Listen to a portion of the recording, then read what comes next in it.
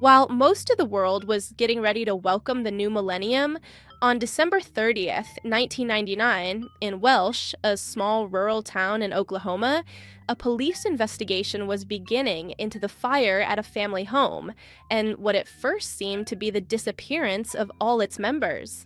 It was 10 minutes to 6 in the morning when Kim Sherrick called 911. He and his wife Diane had woken up before dawn to start their day when they noticed a strange glow in the sky. Naturally, Diane thought her husband had probably forgotten to turn off the Christmas decorations.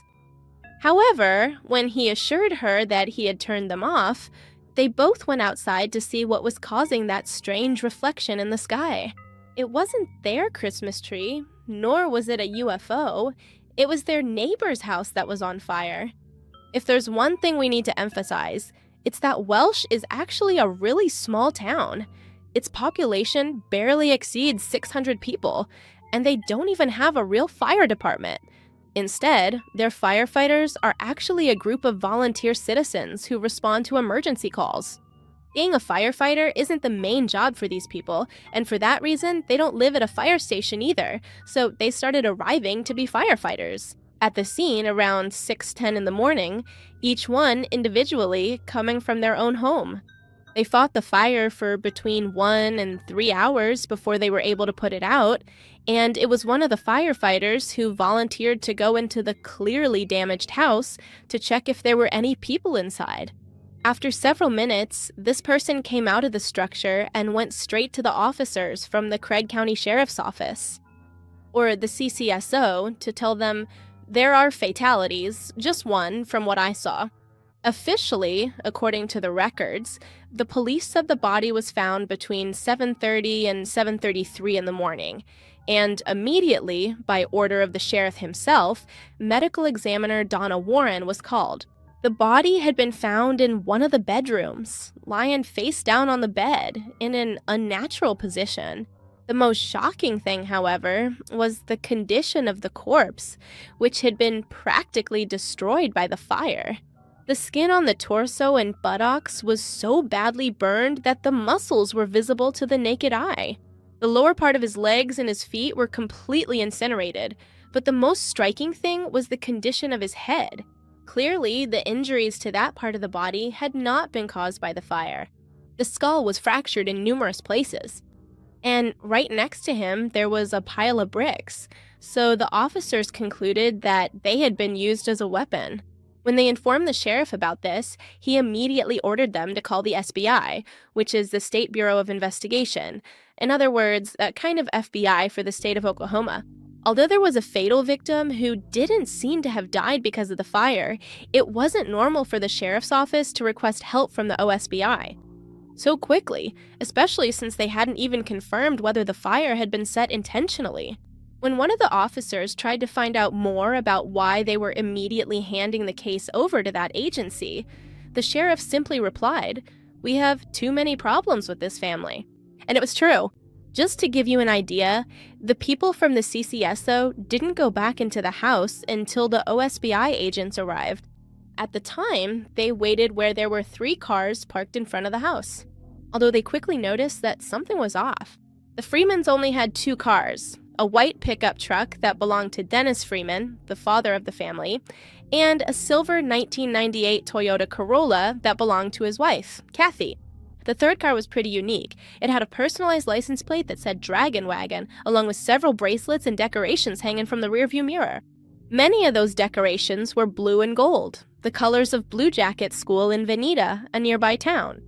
More than one officer thought it was the new car of the Freeman's daughter, Ashley, but the sheriff recognized who it really belonged to. Loria Bible, Ashley's best friend. If there were 4 people in the house that night, why was only 1 body found? And whose was it? While they were still waiting for the OSBI, CCSO Officer Troy Messick was sent to Veneta to look for Lorene Bible, Loria's mother. By the time Messick arrived at the house, Lorene had already heard what happened, thanks to her older son Brad's girlfriend. The young woman lived in Welch, and by that point, the whole town already knew that the Freeman house had burned down, although the rumors hadn't clarified how serious the fire was. Lorene was convinced it was just a minor fire, something that might have happened in the kitchen or something they had simply put out easily. But even so, when she hung up the phone after talking to her son, she started calling the Freemans to see if everything was okay. She kept trying to get in touch with them when Officer Messick arrived at her house and asked to speak with her, breaking the news that the entire house had been destroyed by the fire and that a body had been found in the front bedroom. As we'll see later on, the Freemans were a complicated family and there were many prejudices surrounding them, especially Dennis. Lorraine didn't think any differently than most people in Welsh, but she had a much closer relationship with the family than others did because of her daughter's friendship. So she knew things that others didn't, like the fact that the first bedroom in the house belonged to the couple. But, of course, that didn't make her feel any better. She immediately called her husband, Jay, and together they traveled to Welsh, arriving at 9:15 in the morning. The sheriff's office deputies were still at the scene, but they weren't doing anything because Osby still hadn't arrived. The only update they had for Loria's parents was that the body found was a woman, but it was in such bad condition that they couldn't determine whether it belonged to Ashley, Kathy, or Loria. Steve Nutter, an Osby agent, arrived at the scene 2 hours later, that is, around 11 o'clock. Naturally, the first thing he did was approach the CCSO officers to find out why the sheriff's office had decided to hand off the case and only provide assistance instead of leading the investigation, as was usually the case. The answer was as simple as the one the sheriff had given his employees. We've got problems with them. That being said, let's talk a little about the Freeman family and who they were. Danny Glenn Freeman was born on October 10, 1959, 4 years before his parents, Glenn Freeman and Linda Moore, got married. Although both were originally from Veneta, Oklahoma, Danny was born while his father was serving in the military in Los Angeles, where they stayed for a while before returning to Veneta, where he had been working as a carpenter and builder up until then. Even though he was the couple's only child, Danny wasn't Glenn's only child because before his relationship with Linda, he had another son named Dwayne, who ended up living with them as they moved from Veneta to Welch to have their own farm and work on it raising cattle. During his teenage years in Welch, Danny met Kathy Alita Terry, a girl 3 years younger than him, with whom he started a relationship and eventually married. Unfortunately, we don't have many details about their courtship. We don't know when it started or when they got married, but we do know that on November 6, 1981, at ages 22 and 19 respectively, they welcomed their first child, a boy they named Shane. 2 years later, back in Veneta, the couple welcomed their second child on December 29, 1983. She was a girl, and they named her Ashley. Although Veneta is also considered part of rural Oklahoma, the truth is that it's a much bigger city than Welch. And while this was an advantage during their children's early years, when they were 14 and 12, the family decided to move to the neighboring town in search of more peace and quiet. That's when they bought a piece of land next to the main road and set up their trailer home there. In Welch, the Freemans got what they were looking for, but probably not in the way they intended. Danny didn't have any education beyond high school, but he was especially good at farm work. So the town seemed like a place where he could succeed. However, that never happened, partly because of his health.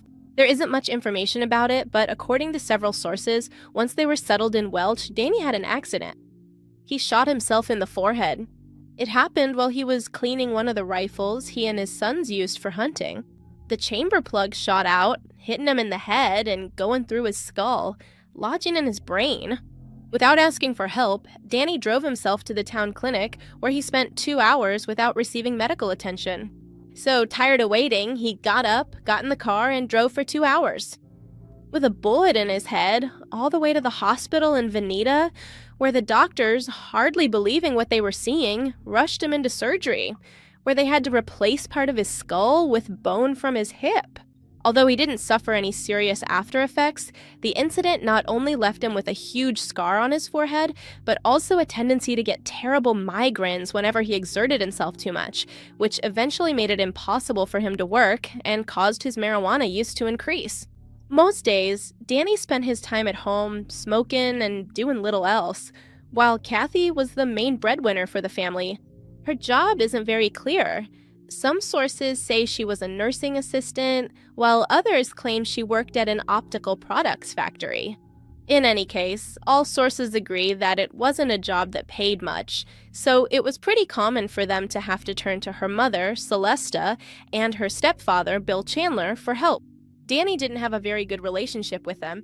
His first problem with Danny happened in 1985, when Bill pressed charges against him after an argument that turned physical, apparently because Bill had moved his son-in-law's marijuana plants. But for Celeste, the issue wasn't just that. It was his behavior in general, and especially the way he could treat her daughter and grandchildren. It was common knowledge. Even Ashley and Shane's high school classmates knew that things at their house weren't exactly easy. Although Danny wasn't physically aggressive, according to what his own mother-in-law said much later, he could be a very cruel person with his words. But it wasn't because of his family's attitude that the rest of the people in Welsh distrusted him. It was more because of his use and cultivation of marijuana. To better understand the prejudice against Danny, it's important to remember two things. The first is that using this plant wasn't socially accepted, and there definitely wasn't the idea of medical use like there is today. So just the fact that Danny smoked openly was already considered a problem. It wasn't seen as a relief for his condition. Instead, people thought he was an addict. And the second thing to keep in mind is that since there was no proven medicinal use, there also wasn't any legal or easy way to get marijuana. So Danny was forced to grow and cultivate it himself, which, in a rural town, and a conservative one of just 600 people, wasn't looked upon kindly either. But besides this, we also have to consider another factor beyond social prejudice, and that's the reality of the United States and the state of Oklahoma at that time. Nationally, the government was pushing a zero-tolerance policy toward illegal substances, while also trying to win the war on drug trafficking, especially in places like Oklahoma. This was because Interstate 44, which ran through the state, had become the preferred route for Mexican cartels to transport illegal substances from their country to cities like Chicago. This wasn't just a problem for the authorities. It truly changed towns like Welsh, where drug trafficking and illegal substances became an issue they had never faced before. Not only because they became a transit point, but little by little, they also turned into a place of production, especially in rural areas like Welsh, where getting chemicals, fertilizers, brake fluid, and other ingredients used in methamphetamine recipes was easy. There is no evidence that Danny was one of those who cooked that illegal substance, but his active use and the fact that he grew it made him a sort of public enemy, not just to the rest of the residents, but also to the local police, who, backed by government-driven laws, began to treat Danny and his family as second-class citizens and a danger to society. So they would often enter his house to confiscate the plants, interrogate him about things that had nothing to do with it, and generally act extremely hostile toward him. So Danny didn't have very good feelings about them either. In Welsh, a sort of Cold War began between the Freemans and the CCSO, which led the rest of the town's residents to side with the authorities. But this relationship of tension and mutual paranoia didn't explode until early 1999, when the Freeman family would change forever. Growing up in the Freeman house wasn't easy for any of Danny and Kathy's children. They were followed everywhere by looks of prejudice and distrust, while their father's paranoia toward the authorities added a new layer of depth to the way they thought and even acted. By the time he was 17, Shane was no longer the shy teenager he used to be. He had inherited his family's good looks and a charisma that made all the girls his age fall for him, and Shane slowly started to become the troublemaker that the Welsh community had decided he was. It all started with a hobby he shared with his paternal grandfather. Both of them enjoyed collecting arrowheads they found out in the fields, so they would spend hours searching for them on the family land. Obviously, at some point, the arrowheads stopped turning up in their fields. That seemingly insignificant fact was what pushed him to commit his first crimes. Unwilling to give up his collection, Shane started trespassing on private property, sneaking into his neighbor's fields to collect arrowheads and then sell them. Even though these weren't serious crimes, little by little, rumors about him began to pile up, adding to the prejudices that already existed about his family. Shane became a sort of scapegoat. No matter what happened or how serious it was, he was at least considered a suspect by the CCSO, and ironically enough, that pushed him to act just like people expected him to. From sneaking into other people's fields, he moved on to breaking into the homes of friends and family, like his uncle's house. And even though he would sometimes take something, he seemed more interested in making use of things he didn't have at home. He would go into the homes of people he knew when he was sure no one was there, just so he could take a shower, use the bed, and get some sleep. This happened several times before. In March 1998, his uncle called the local police. It happened when Dwayne and his family came back from a vacation in Missouri and found out that not only had someone been in their house, but someone had also used their car, leaving it dirty and out of gas. Fed up with his nephew's behavior, Dwayne didn't hesitate to go to the police and report him. He didn't want Shane to get arrested, just to scare him a little before he got into more serious trouble. The officers spoke with Jane's parents, and together, they decided to leave the matter at a report, a visit to the local jail, and a series of family therapy sessions.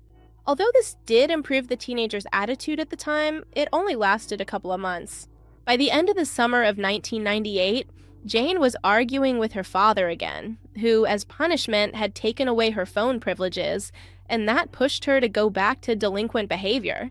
Forced to work with his father on repairs at a house on the other side of town, Shane took advantage of those work days to steal several meters of telephone cable from the garage, which he used to rig up an improvised phone line running from his room to the phone box in the trailer outside. His father found out what he had done on the morning of August 20th, right before Shane left for school, which led one of his teachers to notice that one of his legs was bleeding. The teacher immediately approached him to find out what had happened, and when Shane opened up, the school got the police involved. That afternoon, when school was over, Shane didn't go back home. He moved in with his best friend's family, while on September 2nd, his father was arrested for injuring a minor, which is a felony. But things didn't end there. When investigating the scene, CCSO officers added that there were signs of drug dealing, although they had no evidence to support this, and it had nothing to do with the charge Danny was facing. Danny was released on bail a couple of days later, after paying $5,000, a huge sum for a family like the Freemans, who faced off against each other in court during October, while Jane continued living with Jason's family, her best friend. Even though Jane no longer lived with them, things between the Freemans didn't seem to be completely broken. At the end of November, Jane spent Thanksgiving with them. Happy, he told his sister that he and Jason were going to move out on their own. His best friend's mother had rented them an apartment so they could live together. Jane was much happier living with her best friend, but clearly that didn't magically erase her problems. According to Jason, his friend suffered from what seemed to be manic episodes, followed by periods of deep depression. For many, it was his own mental health. That pushed him to commit crimes again, although others believed it was an attempt to make sure he wouldn't have to go back home, even if that meant going to jail. On January 4th, 1999, just a few days before going back to school, Jane started acting erratically again. Without asking for permission and before dawn, she woke up and took Jason's truck keys. She had with her a gun that her best friend had never seen before. She drove to her grandmother Celeste's house, getting there around 6:15 in the morning. She was really nervous and kept repeating that they were gonna kill her if she didn't leave within half an hour. When the woman tried to find out who was gonna kill him, her grandson didn't answer her. Instead, he went into the house to look for the keys to her vehicle. According to what Celeste herself said, she tried to convince him to leave the gun behind since it would only bring him trouble, but her grandson wouldn't listen. We can't know if Celeste truly believed her grandson's story or if Shane simply took the car keys from her, but what we do know is that Shane left the place in this truck, a blue 1985 Chevrolet pickup. To this day, we still don't know who were these people who were supposedly looking for him. But Jason believes that his best friend was running from the Department of Human Services, who had a scheduled visit to the apartment they shared that morning. According to Jason, it's likely that Jane thought they were going to make him go back home or put him in the system. According to his best friend's theory, it was Jane's paranoia that made him run away and, over several days, start a crime spree. The first happened sometime on the first day of his escape, when he happened to come across a Craig County Animal Control Department vehicle that had been left open by the officers. Shane took advantage of this to get inside and take one of their jackets, as well as their ticket book. It wasn't a major theft, but it marked the beginning of a series of crimes.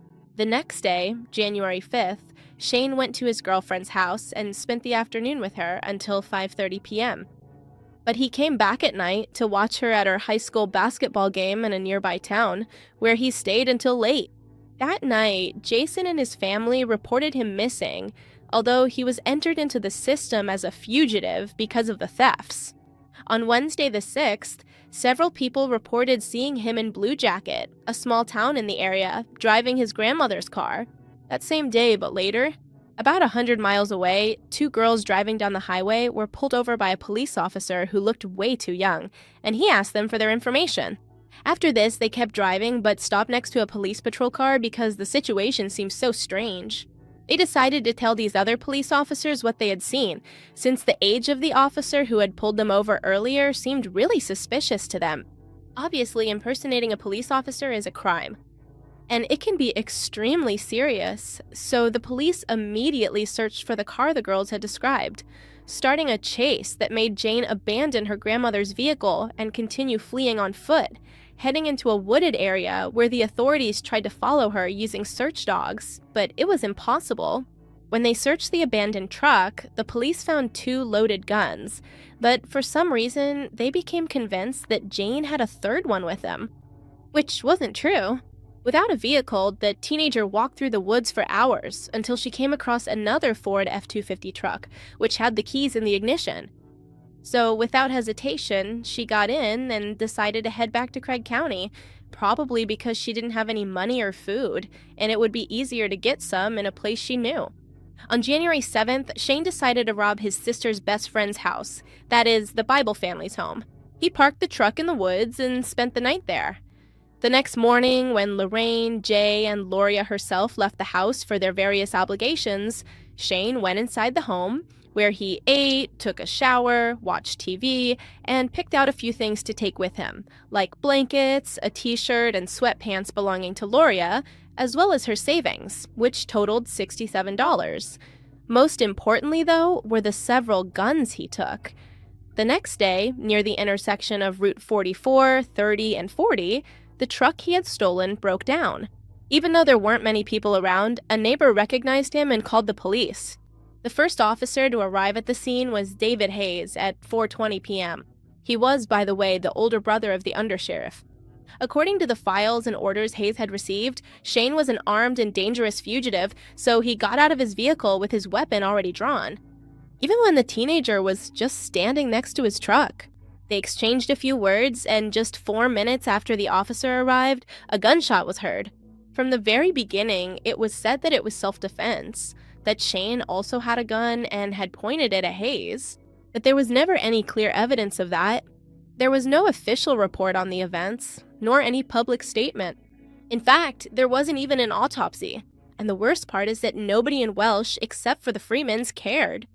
No one was outraged. The prejudice against the family and Shane's recent behavior made it so that nobody really thought much about what had happened, while obviously the relationship between the Freemans and the police became even more strained. Shane had undoubtedly been out of control, but he had never acted like a killer. His whole family agreed on that, and they had no problem starting to protest on the boy's behalf, which ended in violent incidents more than once.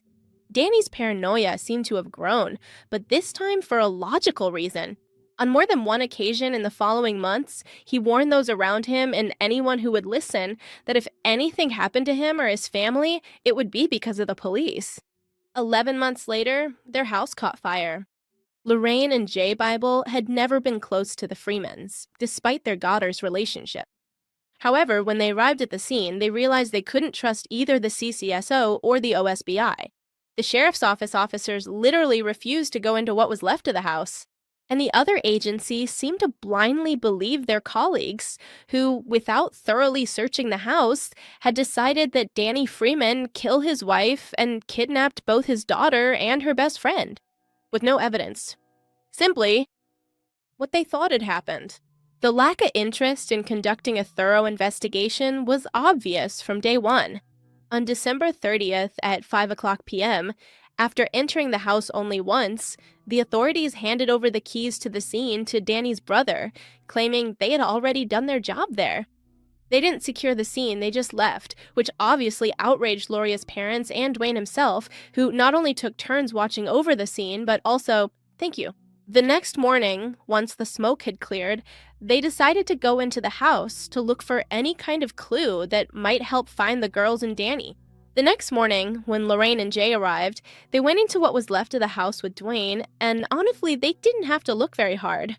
Lorraine and her husband went to the master bedroom, where they found something they couldn't believe.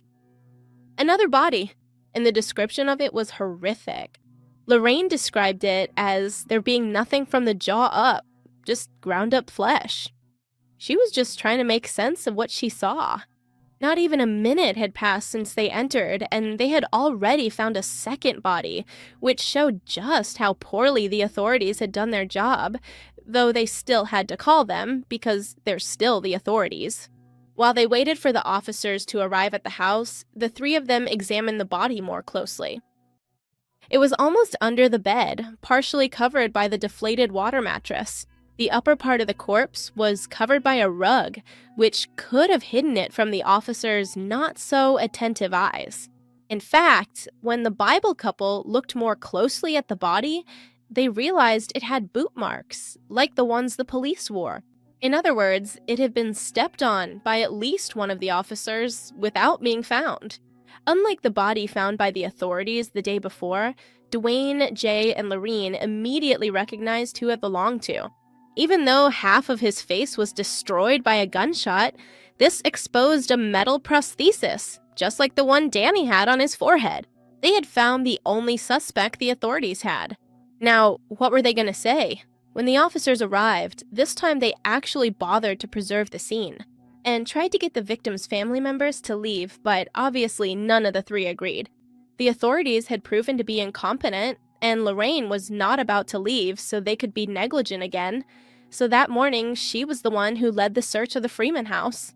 She was helped not only by her husband and Danny's sister, but also by several neighbors who wanted to pitch in. Inside the house, the volunteers found 13 firearms, which they took out and placed at the entrance so the investigators could log them as evidence. But that never happened. The officers simply left the guns there without even checking them, meaning they never even considered the possibility that one of them could have been the murder weapon. The only thing they took from the scene was Gloria's purse, which had her driver's license and $200 inside. For the girls' parents, this was enough evidence that they hadn't left on their own or tried to escape from the killer, but rather that the young women had been kidnapped. But the police didn't seem to share this idea. However, what outraged Gloria's parents the most happened the next day, when after searching the Freeman house, they went to the Veneta police station to confirm that both their daughter and Ashley had been entered into the National Missing Persons database, as the OSBI agent had promised them on December 30th at the scene of the fire. To their surprise, there was no alert. Steve Nutter hadn't entered the girls' information into the system. Together with Celeste, they had to go in person to the sheriff's office and request a meeting to demand that the girls be entered. Lorraine recounted at that moment for about the 10th time, knowing that no one was going to pay attention to what happened that day. She said that on December 29th, her daughter asked for permission to stay at Ashley's house since it was her birthday, and Lorraine agreed. According to what her daughter had told her, the plan was to go eat pizza with her friend and Kathy, then come back home and have a sleepover. There was no reason to believe that what happened would ever occur. Growing increasingly angry with the way the authorities were handling things, Lorraine took a very active role in the investigation. She was the one who demanded that the OSB take statements from the sheriff and his staff. She even pushed until they were given polygraph tests, which, according to reports, ruled out the possibility that they were involved in what happened or knew anything they hadn't disclosed. But again, the polygraph test really doesn't mean much. It doesn't clear up any suspicions. At best, it might help officers realize a few things. However, it's not a lie detector. Obviously, Edwin and Lorraine's suspicions weren't put to rest just because of that. But over the following weeks, all they could do was watch as the authorities focused on just one theory. And the theory was that it was a drug-related hit. At the scene, there was no evidence indicating that Danny Freeman was actually a dealer or trafficker of illegal substances. However, Agent Losby, Steve Nutter, and Craig County District Attorney Clint Ward clung to the theory of a debt stemming from Danny's drug use from the very beginning. They intended to close the case with this label instead of investigating it seriously. And proof of that was what happened when, in January 2000, several people came forward to the authorities with a name. Phil Welch, a 45-year-old man whom most of the town simply described as evil. Absolutely. Everyone knew that Phil was one of the people involved in cooking meth.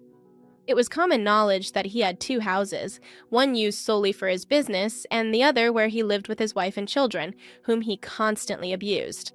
In the weeks following the fire, more than one person saw Phil on the Freemans' property, as if he was making sure there was nothing left there. Several people reported seeing him and his two friends, David Pennington and Ronnie Busek, acting very strangely in the area, but the authorities paid no attention. In fact, they weren't even questioned, not even when a woman came forward to report that the three men had threatened to do to her what they did to the girls if she didn't do what they said. They thought it was just a threat meant to scare her, and that there was no clear evidence to make them think that Phil or his two friends had anything to do with what happened. This same thing kept happening over time. For example, when several people from the drug world testified that they had heard them talk about what they did to the girls, or heard them say they had a box with Polaroid photos of them, or even when their ex-partners testified that they had seen those photos. The biggest act of negligence, however, was not just ignoring all their testimonies. The people who spoke up, but refusing to accept a piece of evidence found by Tom Pryor, a private investigator who approached Lorraine to help. On his first visit to the Freeman house, Pryor had found an auto insurance verification card on the driveway. It wasn't in the name of any of the victims, but rather a woman with the initials EB, Phil Welch's lover, which suggested that she might have been at the scene, or at least that her vehicle had been there. Steve Nutter refused to take the card and even got into an argument with the private investigator, who continued investigating on his own while the OSBI kept ignoring key evidence. Pryor did the job that Nutter had refused to do. With the card, he was able to trace the vehicle to a junkyard in Pitcher, a town of 20 people less than 50 kilometers from Welsh, where Phil lived. Obviously, the private investigator didn't have the necessary permits to inspect the car. So, once again, he turned to Nutter to request a search warrant and look for any kind of evidence in the vehicle. But once again, he was dismissed by the authorities. This time, according to them, it was because the car had already changed hands too many times to possibly contain any real evidence about what happened. It was around this time that Dwayne hired another private investigator for the same amount, $1, to help Pryor. His name was Joe Duggan, a man with 30 years of experience who immediately began working with the other agent on the case. Unlike the police, these two investigators didn't dismiss any testimony or evidence. On the contrary, they spoke with anyone who claimed to have information about the case, accumulating box after box of documents about this story, which was far more than what the police ever did. Not only did they fail to properly handle the crime scene, they also rejected evidence that could very likely have helped them solve the case. On top of all that, during the 20 years the investigation lasted, it was shown more than once that they had lost documents and vital information, such as the autopsy files for Kathy and Danny, as well as the toxicology reports. With mounting desperation, Jay and Lorraine, along with Danny's brother, had to witness how no real progress was being made officially, while all the information their private investigators tried to provide was ignored. Weeks turned into months, and those months into years, until in 2004, the authorities claimed they had found the person responsible, a man arrested in Alabama named Jeremy Jones. His arrest happened after the murder of Lisa Nichols, a 44-year-old woman who was shot 3 times in her home. The autopsy showed that the woman, who lived alone in a trailer park, had been sexually assaulted and allowed authorities to collect DNA samples from the perpetrator. However, when the DNA was checked against U.S. police databases, it did not yield any results. This apparent obstacle was not very difficult for the Alabama authorities to overcome. In an attempt to find more evidence, the detectives requested the call records from Lisa's landline phone. That's how they discovered that around the time the victim died, a call had been made to a woman named Vicki Freeman, who was the girlfriend of a man claiming to be John Paul Chapman. Thanks to this call, they were able to put a name to their main suspect, but their work wasn't done yet. They still had to arrest him. To find him, the Alabama detectives decided to investigate Chapman further and track his usual calls. That's how they discovered that he called a woman in the city of Miami, Oklahoma, almost every day, so they got in touch with the local police there to find out more about her. That's how they found out that Jean Beard wasn't another girlfriend or lover, but the mother of a dangerous fugitive criminal from that area. His name wasn't John Paul Chapman, but Jeremy Jones. A few days later, when they arrested him, comparing his fingerprints with the records in Miami confirmed his identity. They had arrested a man with dozens of criminal charges and a suspect in more than 20 homicides. However, no one expected that after confessing to what he had done to Lisa, he would add, "There's something you need to know about some girls in Oklahoma." Just a few days before the 5-year anniversary of Ashley and Loria's disappearance, Jones sat in an interrogation room for 9 hours to confess to the crime involving both of them. He said that Danny Freeman owed him a large amount of drug-related money and also owed his friend Marvin Roden, who was not only his friend, but also his boss in the drug world. According to him, Roden had arranged to meet him at a motel outside of Welch to give him the information about where Freeman lived, with instructions to go collect the debt. According to his account, he arrived after midnight and entered the house, finding the Freeman couple already in bed in their room. He shot them and then searched for the girls, going room by room. When he found them, he made them get into his car, where he locked them in so he could go back into the house and start the fire, using an accelerant he found in the kitchen. Once the fire started, he returned to the car and began to drive away. Until, at some point along the way, he killed them. He drove with their bodies in the car to Pitcher, specifically to a mining area in the town, where he abandoned both bodies in a pit. Jones's account was neither very detailed nor coherent. When it came to describing the crime scene, he made mistakes more than once, or was simply unable to provide certain details. The most inconsistent part of his story, however, was the role of Marvin Roden, who had died 2 years before the events. But that wasn't even the worst part. Throughout the rest of his confession, Jones said things that clearly didn't add up, like claiming that Ashley's parents were asleep when he killed them, which was hard to believe considering that Danny was found dressed and wearing shoes. So what was he doing sleeping in bed, fully dressed and with his shoes on? Even so, not even these obvious inconsistencies made the authorities dismiss his confession, even when the Alabama police themselves believed his testimony wasn't real. The OSB and the Craig County District Attorney's Office clung to the confession. They even traveled to Alabama to interrogate him and left even more convinced of his guilt. When confronted by the girls' families about the inconsistencies in the statement, the authorities tried to excuse them by pointing to the suspect's ongoing use of illegal substances, while at the same time emphasizing what they considered to be irrefutable evidence. Jones had been arrested on the morning of December 30th, 1999, while driving on Route 66. Just a short distance from Welch. Although he was arrested for driving under the influence and possessing illegal substances, for the authorities this was clear evidence that he had been in the area where the events took place and corroborated his story, even if it was full of holes. Neither the girls' families nor their private investigators were convinced by this testimony. But as they had done before, the OSBI and the District Attorney's Office ignored their concerns to focus on what they wanted to believe, Jones's guilt. Thanks to his confession, Jones was able to negotiate benefits for his time in prison, which to everyone except the Oklahoma police seemed suspicious. Despite their distrust, over the next 11 years, neither the authorities nor the private investigators were able to find any new information. Sadly, in 2007, Duggan passed away, and all the information he had gathered about the case up to that point was left in the hands of Jay and Lorraine. The truth is, Loria's parents had no idea how to preserve all the evidence the private detective had collected over the years, so they decided to hand it over to the sheriff's office. However, the sheriff was no longer Borch, but someone who followed the same policies, since he refused to accept the boxes. The boxes ended up back at the Weibel house for 2 years, until the couple had to destroy them due to lack of space.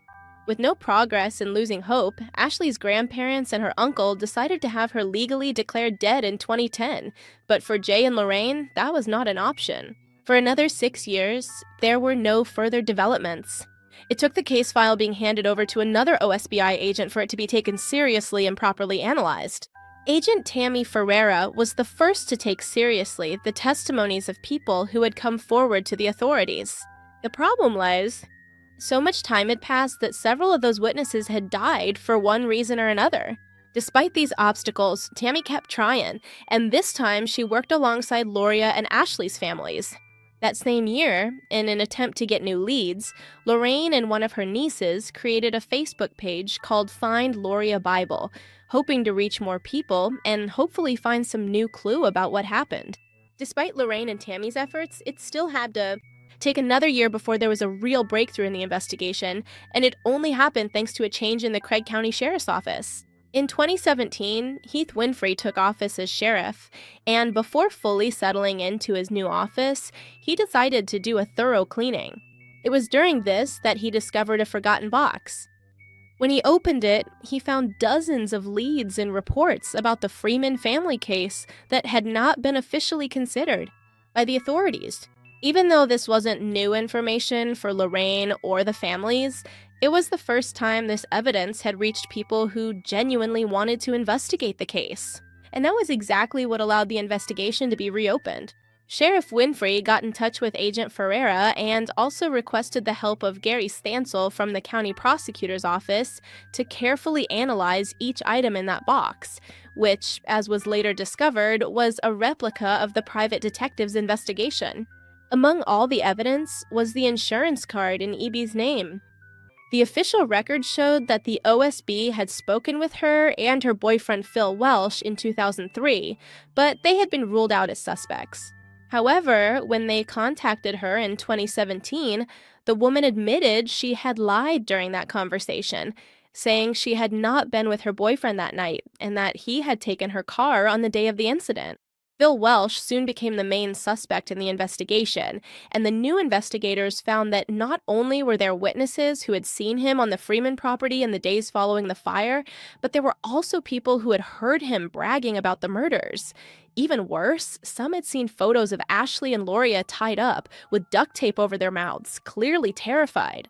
Exactly 12 people claimed to have seen these photos, and even though they didn't know each other and their experiences were separated by distance, all of them described the same photo that the three men proudly showed off when talking about the case. Although the families generally felt they were getting closer to justice, there was still a certain bitterness they couldn't shake. Not only because it was evidence they had that they had kept in their possession for years, but also because 2 of the 3 suspects had already passed away. Phil, who was considered the leader of the gang, died in 2007, and David had passed away in 2015. So after an exhaustive investigation, when the officers presented a 29-page report on the case and those responsible, only Ronnie Buzz Buzik, who was 66 years old at the time, was still alive.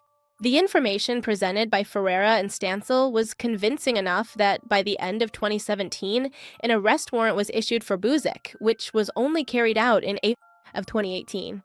To this day, it has not been disclosed exactly how Buzik's whereabouts were discovered or how his arrest took place, but in a press conference, the newly appointed sheriff of Craig County announced the news of his arrest and also spoke about the others. The 2 others involved, giving a brief overview of the procedures and the latest investigation, and publicly acknowledging the previous mistakes made by law enforcement in this case. 18 years had passed, but for the people of Welsh, it finally seemed like there was justice. But Lorraine Bible didn't see it that way. Even though Buzik was in custody and awaiting justice, the man claimed he didn't know her daughter's whereabouts and didn't confess to being responsible, which is why she herself went to visit him face-to-face on April 26th.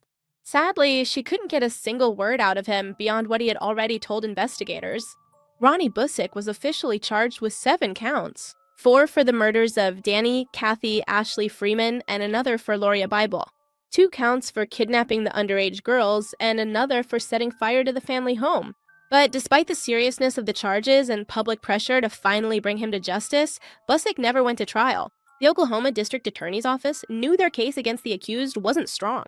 The evidence they had against him was practically all based on testimonies that had been impossible to recover, which in a jury trial could end up being considered a lack of solid evidence, and Busick could be found not guilty. To prevent something like that from happening, the prosecution thought it was better to offer the accused a deal to ensure his conviction. In 2020, he was offered a reduced sentence if he confessed to being an accomplice to first-degree murder, and Busick accepted. In August of that year, he pled guilty and was sentenced to 10 years in prison, followed by 5 years of probation. A much lighter sentence than what he could have received at trial. The only thing he had to do in return was guide the authorities in a search for Ashley and Loria's bodies. Only after signing the deal did Busick reveal that on the night of the events, they had killed Ashley's parents before kidnapping her and her best friend. They drove to Pitcher, where Phil had a trailer. There, they tied them up, tortured them, and abused them repeatedly, documenting everything with photos. When they got bored, they strangled them with their own hands and drove to the town's mining area, where they used a well to get rid of the bodies. As an interesting side note, it was added that from the moment the girls' disappearance became public, Phil started collecting newspaper clippings and various posters with their faces, eventually decorating the walls of his house with these clippings. In other words, all it would have taken was to go inside the guy's house. With the information provided by Busick, Oklahoma authorities launched a massive search and excavation operation. But despite their efforts, they were unable to find the bodies, which remain missing to this day. The worst part of all is that Ronnie Busick is no longer in jail. He was released at the beginning of 2023 thanks to the state's good time credits law, which basically allows inmates to reduce their sentences for good behavior. Once he was released from the Lexington prison, he returned to rural Oklahoma, where he now lives not far from Welsh and Veneta, as if he hadn't left a mark on the criminal history of those places. And as if that weren't outrageous enough, the local authorities didn't keep a closer eye on him, but instead on Lorraine Bible, advising her not to go near her daughter's killer since he had legally served his sentence. Furious at the impunity granted to Busick, Lorraine has publicly stated on several occasions that she feels justice has failed her and her daughter once again. She made it clear that she regrets having supported the prosecutor's deal with the killer and that no one ever explained to her that he would be released so quickly. If there's one thing we need to make clear, it's that Lorraine never just sat back and did nothing. In addition to spending 20 years searching for the truth and still trying to find her daughter's body, she also pushed for changes so that no one else would have to go through what her family suffered. In 2017, she enacted the Loria and Ashley state law, which calls for the creation of a public database of missing persons in Oklahoma, declaring that all citizens should be able to access information about missing people and either provide information or simply learn the status of each case.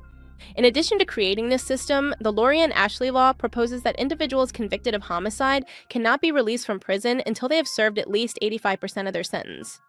This prevents them from openly benefiting from local good behavior laws, as Busick himself, now 72 years old, did. The girls' families lost hope of finding them alive long before Busick's arrest, but nearly 30 years after the events, they are still waiting for the day their bodies are found, so they can finally have the closure they deserve. Even though the person responsible for the disappearances and murders has already been arrested, and Wozniak has already served his sentence, the case technically remains open, waiting for the moment when the bodies are found. In January 2026, the OSV, with assistance from the FBI, launched a new search operation to find the bodies. At the time this video was made, nothing had been found yet, but we hope those bodies will be discovered. So, well, this is where we wrap up. Honestly, this is one of those cases that leaves you with a bitter taste, because even though some kind of justice was served, it's not entirely true. The men who died, who were responsible for all of this, died without facing any consequences, and it was all because of the police officers in charge at the time. We don't really know what they had against the Freeman family. Was it just prejudice, or did it have something to do with Phil? because it's extremely suspicious that they didn't want to get involved in the investigation, that they didn't want to do anything. But anyway, let me know what you think about all this down in the comments. I'm reading them. Here are the channel members. Thank you for supporting me through that. You already know that members get the videos before the rest of the subscribers. That's one of the perks. And another benefit is actually getting your name up here on the screen at the end. So if you want to be part of that, there's a button below where you can join as a member. So, well, with nothing else to add, here's a new video, here's a recommended video. You can subscribe by clicking on my face, and I'll see you in another video. Bye.